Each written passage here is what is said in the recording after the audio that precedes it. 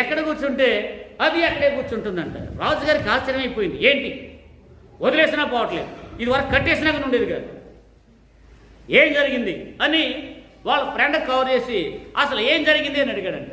రాజా, నేను దానికి ఆపరేషన్ చేసి లోపల పందె గుండె తీసి గొర్రె గుండె అమర్చాను అని చెప్పాడంట.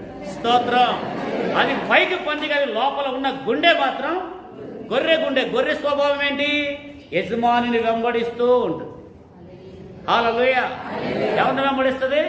కాబట్టి పందులో ఇప్పుడు ఏమొచ్చింది? మార్పు వచ్చింది. అలాగే ఈ యెహెజ్కేలు గ్రంథంలో కూడా ఏమంటున్నాడు? మళ్ళా చదవండి యొక్క వచనాన్ని. ఇదిగో నూతన హృదయం. అంటే ఏ హృదయం పోవాలి? పంది హృదయం పోవాలి. స్తోత్రం. హల్లెలూయా. ఏ హృదయం రావాలి?